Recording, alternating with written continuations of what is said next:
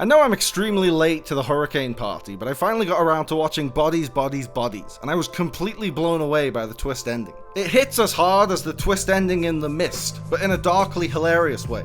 A lot has been said about the film's commentary on the vapid social media generation and its satirical use of trauma as a fashion accessory. I've never actually said this to anyone, but I have body dysmorphia. Oh my god. But I haven't seen enough praise for one of the greatest twist endings in recent memory. Like Scream, Bodies, Bodies, Bodies brings a whodunit element to the classic slasher setup. Someone turns up dead and everyone's a suspect. Whereas Scream shook things up a bit with the revelation of two killers providing each other with alibis, the ending of Bodies, Bodies, Bodies completely subverts the whodunit formula. Every whodunit begins with a murder and ends with a murderer being revealed to have done it. Most whodunits, even the most subversive ones, are predisposed to include a murderer.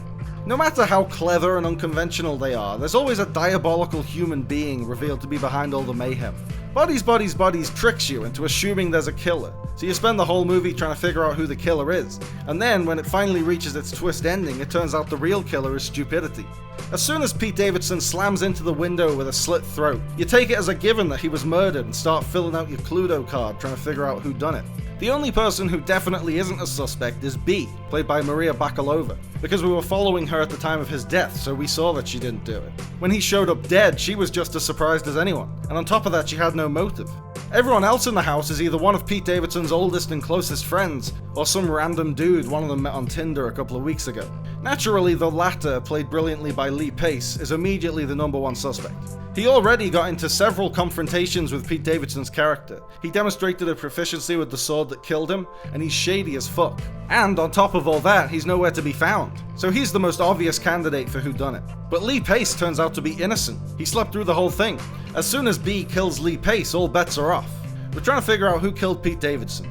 And we know it's not B, and we know it's not Lee Pace. So it has to be one of his friends. So the question becomes, why would one of his friends want to kill him? And that's when all the lies and secrets and home truths all start unraveling, causing a group of best friends to violently turn on each other in the space of a couple of hours. And then, in the movie's ingenious final twist, it turns out there was no killer after all. Pete Davidson's character was killed by his own carelessness, as he tried to create a TikTok video of himself opening a champagne bottle with a sword like Lee Pace did, and ended up slitting his own throat and killing himself. His death was a ridiculous, completely avoidable accident, and the bloodshed that followed was all for nothing. This twist is so morbidly ironic. It's the perfect punchline to the movie's dark, twisted joke. There's a lot of things about this movie that are really great. The cast is unbelievable, the atmosphere is incredibly tense, but that twist ending elevates Bodies, Bodies, Bodies from a very well-made horror comedy to a friggin' masterpiece. I have reception.